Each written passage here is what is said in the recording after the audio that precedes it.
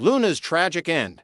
Katie Logan's dark secret rocks the Spencer and Logan families. On a foggy November evening in Malibu, the life of Luna Nozawa came to an abrupt and devastating end, but the circumstances surrounding her death would trigger a catastrophic collapse in one of daytime television's most fragile relationships. Deputy Chief Baker arrived at the Spencer mansion with news that would change everything, setting off a chain reaction of anger, betrayal, and heartbreak that would leave Bill Spencer and Katie Logan's reunion in ruins. The devastating news. Deputy Chief Baker stood in the elegant living room of the Spencer home, his expression grave as he prepared to deliver the news that would shatter the brief peace Bill and Katie had finally found together. Luna Nozawa, the escaped fugitive who had terrorized the families for months, had been hit by a car during her desperate escape along the Malibu cliffside. The accident was fatal. Luna was dead. Bill's face had gone pale, his mind racing through all the chaos Luna had caused, the manipulation of Will, the obsession, the violence. And yet, something about this news troubled him deeply. He began to ask questions, probing into the details of the accident with the intensity that had made him a powerful businessman. Who was driving the car? Bill demanded, his eyes narrowing as he searched Baker's face for answers. Was there a witness? What exactly happened out there? Katie stood nearby, her body stiff, her breathing shallow. Her hands trembled slightly as she clutched the edge of a nearby chair. Baker explained that the investigation was still ongoing, but preliminary reports indicated that Luna had stepped directly into traffic, fleeing from the search party.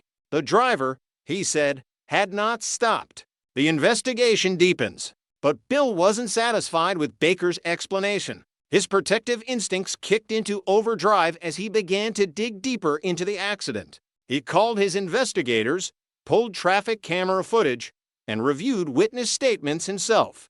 And then, piece by piece, the horrifying truth began to emerge.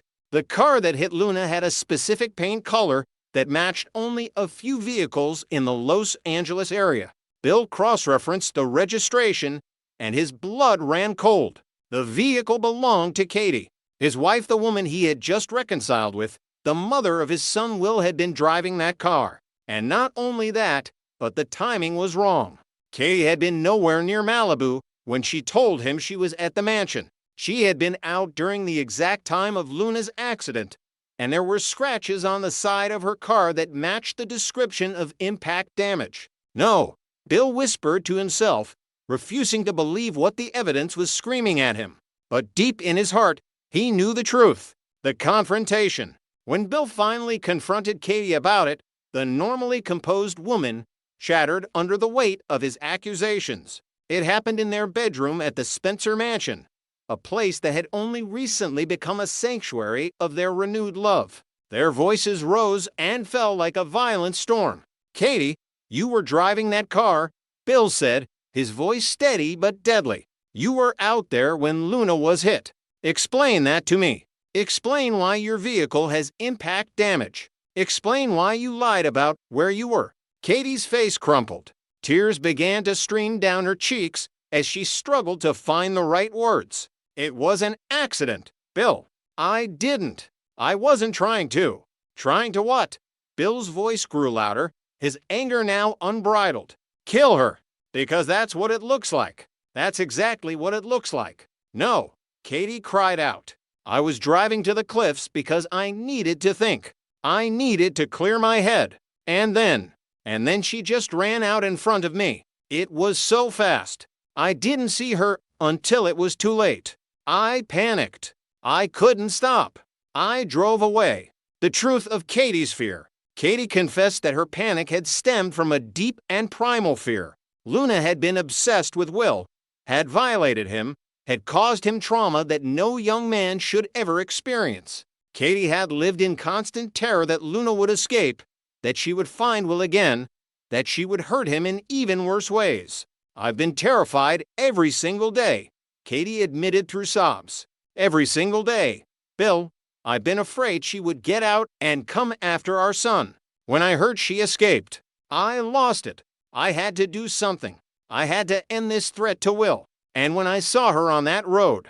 But Bill wasn't interested in hearing Katie's justifications. His face had turned a deep red, his eyes blazing with fury. You killed her, Katie, he said coldly. Whether it was intentional or not, you hit that woman with your car, and then you drove away. You left her there, and then you came home and lied to me. You looked me in the eye and you lied. Bill, please, Katie begged. I was protecting Will. I was protecting our family. By committing a hit and run, Bill's voice was ice. By becoming a murderer, the accusation hung in the air between them like a blade. Katie flinched as though he had physically struck her, the breaking point. And then, in a moment of fury that neither of them would forget, Bill raised his hand and slapped Katie across the face. The sound echoed through the room like a gunshot. Katie gasped, her hand flying to her cheek as tears poured down her face. Bill immediately looked horrified at what he had done, but the damage was already done. I can't look at you right now, he said quietly, turning away from his wife. I can't even look at you. Katie stood alone in the bedroom, her entire world crumbling around her. The reconciliation that they had fought so hard to achieve, the love they had rebuilt after so many years of heartbreak, had shattered in a single moment of truth. The aftermath. In the days that followed, the news leaked to the press whether through careless talk or deliberate sabotage, no one could say. The headlines screamed the shocking truth. Katie Logan had been the driver in Luna Nozawa's fatal accident. And not only that, but she had fled the scene. The Spencer and Logan families were thrown into chaos. Brooke and Donna tried desperately to support Katie, but even they struggled with the moral weight of what their sister had done. Bill, meanwhile, sank into a cold silence, barely speaking to Katie at all. He moved out of their shared bedroom and spent long nights in his office, staring blankly at documents he couldn't focus on. Will was devastated to learn the truth about his mother's involvement. Electra tried to comfort him, but the knowledge that Katie had been driving that car, that she had struck Luna even if by accident, weighed heavily on his young shoulders. And despite knowing that Luna had hurt him, there was something deeply troubling about his mother being responsible for her death. Can their love survive? As the legal implications began to unfold, with Baker opening a formal investigation into Katie's potential charges, the question on everyone's mind became clear. Could Bill and Katie ever recover from this? The couple that had found their way back to each other, defying years of anger and betrayal, now faced their greatest test yet. The revelation of Katie's involvement in Luna's death had exposed a darkness neither of them knew existed in their relationship. Bill's faith in Katie, already fragile after so many complications, had been shattered completely. Katie had faced impossible choices trying to protect her son, but in doing so, she had chosen to hide the truth from the man she loved. And Bill, pushed to his limit by the lie, had responded with violence. The family that had weathered so many storms now found themselves asking if this was the one that would finally tear them apart forever. Next, the bold and the beautiful. When love became a weapon, the most shocking wedding day in soap opera history. Welcome back to my channel. Today we're breaking down the scandal that rocked the Forrester mansion. Welcome back to my channel. Today we will learn about the issue that left the entire bold and the beautiful fanbase absolutely stunned. If you thought you'd seen it all in daytime television drama, think again. What we're about to discuss is arguably one of the most calculated, manipulative, and shocking plot twists the show has ever delivered. Buckle up, because this wedding day didn't just end in tears, it ended in chaos, betrayal, and a masterclass in emotional manipulation that would make Shakespeare himself jealous. The perfect day that nobody saw coming. On what was supposed to be one of the most beautiful days in Hope Logan's life, the entire Forrester and Spencer families gathered at one of Los Angeles' most exclusive venues. Hope, dressed in a stunning white gown designed by the legendary Forrester Creations team, stood at the altar waiting to exchange vows with Liam Spencer. The groom looked nervous, but happy, excited about starting his life with the woman he believed he loved with all his heart. The orchestra played the soft, romantic music that typically accompanies these moments. The guests sat in their seats, cameras flashed, and everyone smiled as another fairy tale wedding was about to unfold in the halls of Los Angeles high society. But fairy tales, as we all know, don't always end in happiness. The interruption that changed everything. Just as the officiant began to ask if anyone had any objections to this marriage, a figure stood up from the back of the chapel. It was Dr. Finn Finnegan, Steffy Forrester's devoted husband and the father of her children. Every eye in the room turned toward him as he walked down the aisle with determination in his eyes and purpose in his step. His face was flushed red, whether from anger, shame, or overwhelming emotion was impossible to tell at first glance. Then came the words that would echo through Los Angeles and shake the very foundation of every relationship present. I cannot stand here and let this happen. I cannot watch the woman I love marry another man. The room fell silent. Guests gasped in unison.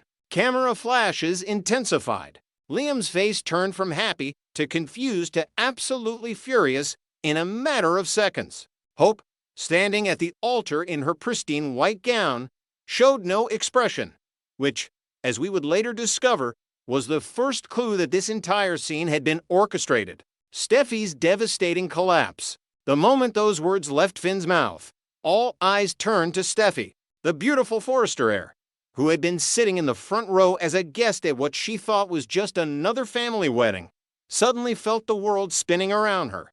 Her husband, the man she loved, the father of her children, the person she'd built a life with, had just publicly declared his love for another woman at her cousin Hope's wedding, in front of everyone. Steffi's face went pale. Her hands began to shake. Around her, family members tried to grab her attention, tried to comfort her, but she couldn't hear them. The room felt like it was closing in. Her breathing became shallow, her vision started to blur, and then everything went black. Steffy Forrester fainted dead away, collapsing dramatically onto the marble floor of the chapel, requiring immediate medical attention from guests who happened to be doctors. The wedding had transformed into absolute chaos within minutes. The fight that turned a wedding into a war. But the drama was far from over. Liam Spencer, seeing his bride stand silent while another man declared his love for her from across the chapel, felt something inside him snap. This wasn't just about love or rejection.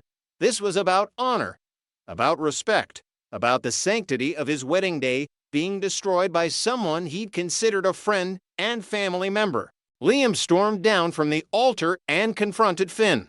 Words were exchanged, angry, heated words that flew back and forth like daggers.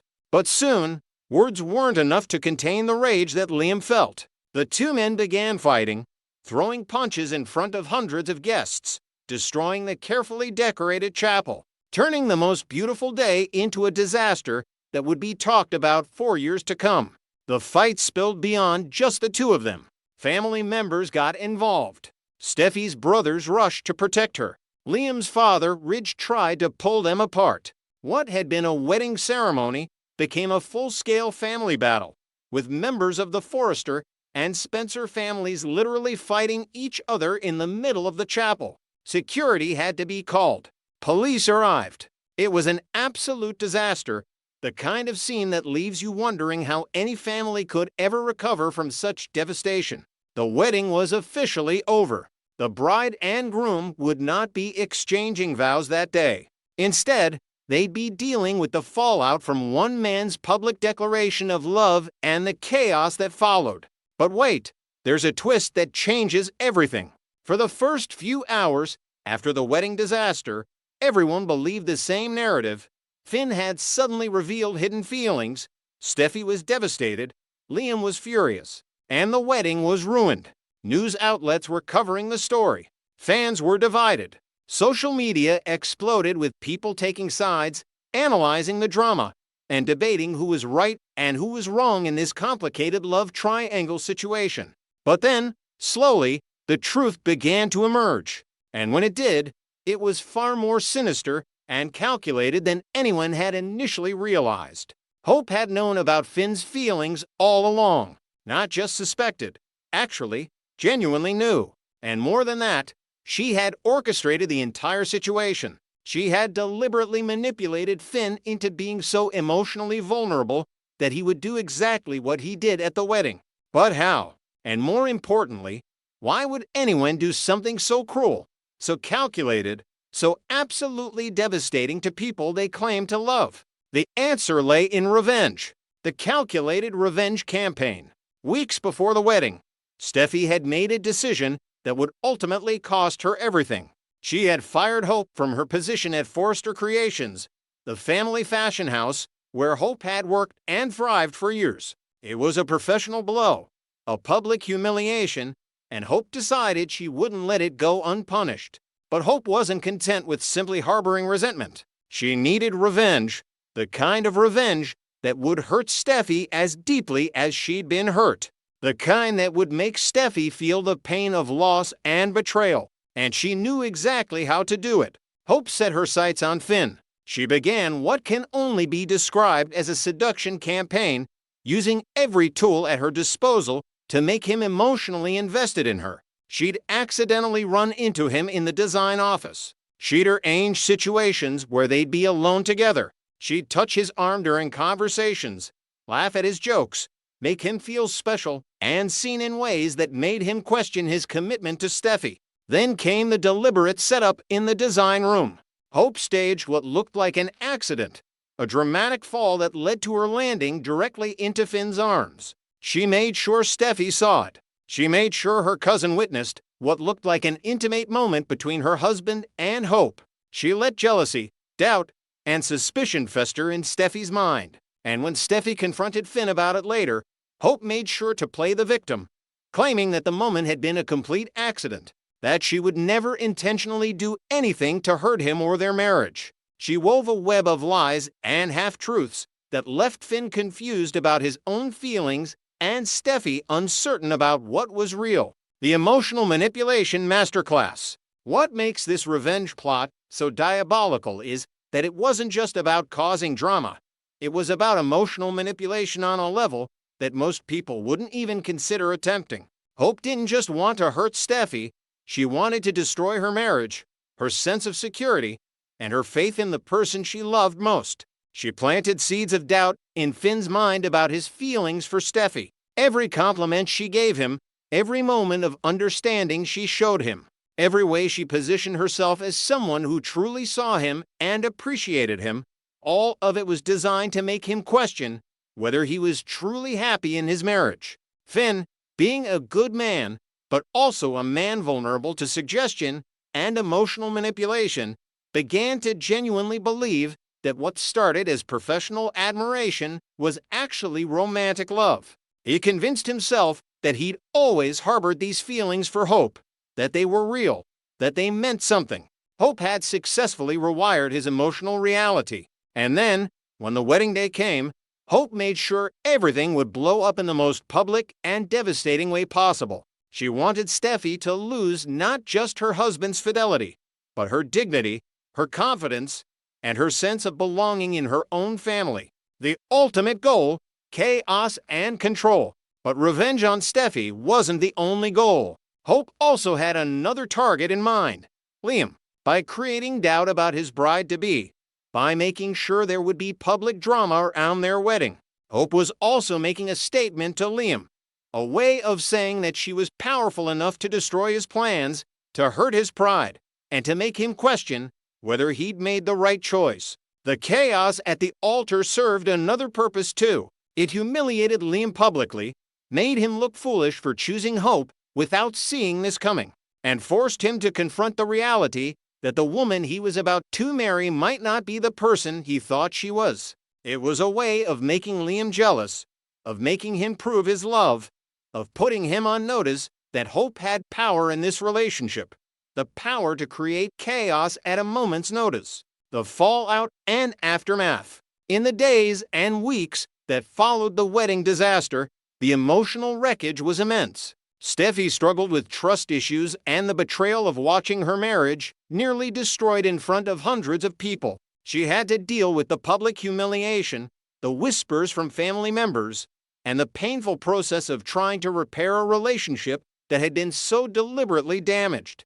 Finn had to come to terms with the fact that he'd been manipulated, that the feelings he thought were genuine had actually been cultivated by someone with ulterior motives. He had to face Steffy with the knowledge that he'd hurt her, that he'd allowed himself to be used as a pawn in Hope's revenge plot. Liam had to decide whether to stay with Hope now that he understood the depths of her manipulation, whether he could trust her with his future, and whether he could forgive her for destroying what was supposed to be the most beautiful day of his life. And Hope had achieved her revenge. She'd hurt Steffy deeply, she'd created doubt in Liam's mind, and she'd proven that she was willing to go to extraordinary lengths to punish someone who had wronged her professionally. The bigger picture, what this plot reveals. This storyline isn't just entertaining drama, it's also a commentary on the dark side of human nature. It shows us how far someone will go when they feel wronged, how manipulation can destroy multiple lives at once, and how the desire for revenge can override all moral considerations. It also raises important questions about accountability. Was Hope responsible for her actions, or was she merely responding proportionally to being fired? Did her revenge fit the crime, or had she crossed a line that made her actions unforgivable? The soap opera format allows us to explore these gray areas in ways that feel safe and entertaining. We get to witness the consequences of revenge, the fallout from manipulation, and the slow realization of what we've done to ourselves and others when we prioritize vengeance over forgiveness. A wedding to remember for all the wrong reasons. The wedding of Hope and Liam will go down in history as one of the most dramatic events in bold and the beautiful history. It wasn't remembered for the beautiful bride in her white dress, or the groom's nervous excitement, or the family's joy at seeing two young people commit to each other. Instead, it will be remembered as the day when carefully orchestrated revenge played out on a public stage, when emotions ran so high they spilled into physical violence, and when one woman decided that hurting the people she claimed to love was worth it for a moment of satisfaction. This is why we love soap operas. This is why we keep coming back day after day, week after week. Because in the world of daytime television, no betrayal is too much, no revenge is too extreme, and no drama is too outrageous. And somehow, through it all, we believe in the humanity of these characters. We understand their motivations even when we don't approve of their actions. The question now is, what comes next? Will Hope and Liam survive this wedding day disaster? Will Steffy and Finn be able to repair their marriage? Will the families ever recover from the scandal and chaos? In the world of soap operas, these aren't simple questions with easy answers. They're the beginning of new storylines, new dramas, and new opportunities for the writers to explore the depths of human emotion and the consequences of our choices. And that's exactly what keeps us watching. Final thoughts. The Bold and the Beautiful has always been a show about family drama, about love and loss, about the complicated relationships that bind us together and tear us apart. This particular storyline encapsulates everything the show does best. It takes a relatable human emotion and amplifies it to levels of drama that feel both absolutely ridiculous and completely compelling at the same time. Whether you're Team Hope, Team Steffy, or Team Liam in this mess, one thing is certain: this wedding day changed everything for everyone involved. The fallout will reverberate through the show for seasons to come, creating new conflicts, new alliances, and new opportunities for the writers to continue exploring what makes these characters tick. That's the beauty of soap operas. They never really let things go. They let conflict simmer, boil over, and create waves that affect everyone in their path. And we, the viewers, get to sit back and enjoy the show, knowing that tomorrow brings a new episode and a new opportunity to see how these characters navigate the chaos they've created. So buckle up, because this is just the beginning. The real drama is only starting now.